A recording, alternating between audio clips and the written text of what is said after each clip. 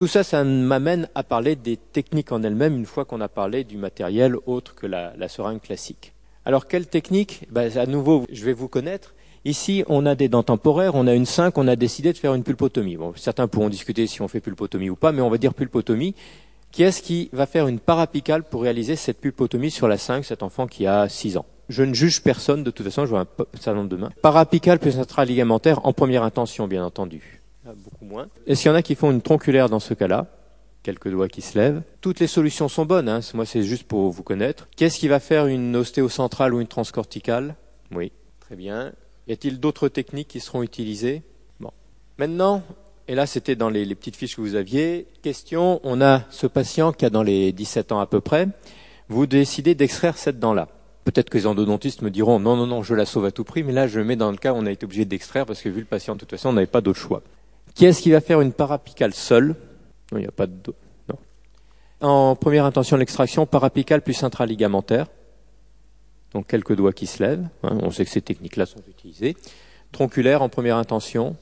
Oui, c'est là qu'on a le maximum. Ostéocentrale transcorticale. D'accord, les titulaires ceux qui possèdent un quick slipper. D'autres techniques, parce que je peux en avoir laissé passer, non. Donc, tout ça, ça me permet aussi, on a vu, des techniques qui finalement peuvent être catégorisées en 3 groupes. Celles par infiltration, c'est-à-dire qu'on va aller dans les tissus libres, dans les muqueuses libres. Celles qui sont juxtaosseuses, c'est-à-dire qu'on va aller au contact de l'os pour injecter. Même l'intraligamentaire, on est au contact de l'os, par exemple. Et puis les anesthésies intraosseuses, transcorticales, ostéocentrales, par exemple. Alors là, dans cette première partie, on va juste parler des infiltrations, pas de la parapicale, on peut en discuter tout à l'heure, surtout de la tronculaire, et en particulier de la tronculaire à la lingula ou épine de Spix, maintenant on dit lingula.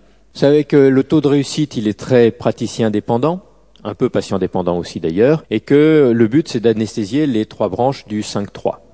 Il y a 3 principales causes d'échec d'un point de vue technique. C'est la position de la lingula. Elle varie d'une personne à une autre, puisque parfois même elle est en dessous du plan d'occlusion, même chez l'adulte. Et il y a d'autres petites variations anatomiques. Il y a ce qu'on appelle la déflexion de l'aiguille, et il y a les innervations accessoires qui sont aussi finalement d'autres variations anatomiques.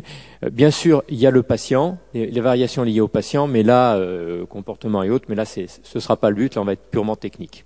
C'est variable suivant les individus, en hauteur et aussi en profondeur. Alors il y a une catégorie particulière, c'est les enfants, puisque entre 6 et 10 ans, c'est pratiquement au niveau du plan d'occlusion. Et après 10 ans, le temps de l'adolescence, ça monte régulièrement pour être se situer à peu près 1 cm au-dessus du plan d'occlusion, on va dire 1,5 cm aussi au-dessus de l'insertion basse du ligament ptérygo-mandibulaire. La déflexion de l'aiguille, c'est simple. Vous piquez et vous atteignez l'os. Et vous pensez avoir atteint, vous êtes en ligne droite et vous atteignez l'os. Non. Parce qu'il y a ce qu'on appelle la déflexion de l'aiguille, et votre aiguille, elle bouge toujours dans les 3 sens de l'espace. Alors ça joue pas sur 1 centimètre, ça joue sur 1-2 millimètres, mais 1 ou 2 millimètres, ça peut déjà faire une certaine différence par rapport à l'efficacité d'une anesthésie. Ce qui fait que certains praticiens choisissent toujours de se dire, écoutez, puisque je sais pas où est la lingula et je ne sais pas de quelle façon j'ai la déflexion de l'aiguille, eh bien ma dose, au lieu de la faire en une seule fois, je change un petit peu de place pour contrer les variations de position de la lingula et les variations liées à la déflexion de l'aiguille. Et puis il y a donc toutes ces autres afférences. Là ici c'est une thèse qui a été faite à Bordeaux, ils ont simplement injecté du silicone là-dedans et on voit, alors il n'y a pas que les trajets nerveux là-dedans, il y a tout ce qu'il y a le vasculaire et autres, c'est souvent des paquets vasculo-nerveux, et on se rend compte que ça arrive de partout dans l'os, et que forcément, même si on a bien anesthésié le 5-3, la 3e branche du 5, eh bien, on va avoir d'autres innervations accessoires, et là, j'ai pas représenté ici d'autres innervations qui viennent des différents plexus qui sont au niveau cervical. C'est que les 11e et 12e paires de nerfs crâniens, c'est en fait pas tellement crânien, il y a une grande partie qui vient du cou. Et ça arrive notamment par le côté lingual. C'est pour ça que parfois on est obligé de faire un petit réajustement lingual, un petit rappel lingual. Alors les autres variations anatomiques, j'ai tiré ça d'une thèse, donc c'est pas des images très nettes, mais voilà, juste là, vous avez 2 canaux mandibulaires. Alors vous en avez un bien, mais le deuxième, vous l'avez pas, c'est 1% des patients. Et puis 8% des patients, c'est un foramen rétromolaire qui est ici. Alors vous prenez 8%, c'est déjà 9 patients chez lesquels il y a un truc en plus. Un truc particulier qui fait que votre tronculaire, elle aura du mal à prendre. Et que ce sera donc pas forcément votre faute si jamais elle est ratée. De toute façon, c'est toujours la faute du patient. Alors, des repères simples pour faire une tronculaire, C'est d'abord, on est à peu près 1 cm au-dessus du plan d'occlusion ou 1 cm au-dessus, 1 cm et demi au-dessus de l'insertion du ligament pterygomaxillaire, mandibulaire plutôt. Avec l'index, on va se mettre 1 cm au-dessus du plan d'occlusion et on va bien voir la ligne oblique externe. On repère aussi le ligament pterygomandibulaire.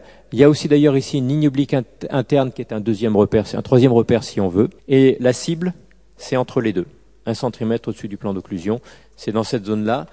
Seringue orientée depuis la première prémolaire côté opposé ou la 3. Si jamais c'est une mâchoire qui est assez forte avec une branche montante qui est très large, on le voit bien sur le patient, il vaut mieux se mettre sur la 3. Chez les enfants, chez les jeunes qui ont de toute façon une lingula qui est plus en arrière et plus basse, je me mets au niveau de la 3, pas au niveau de la 4 parce que je dois proportionnellement aller plus en arrière. Une injection lente, on a vu pourquoi tout à l'heure avec Sarah Crousti.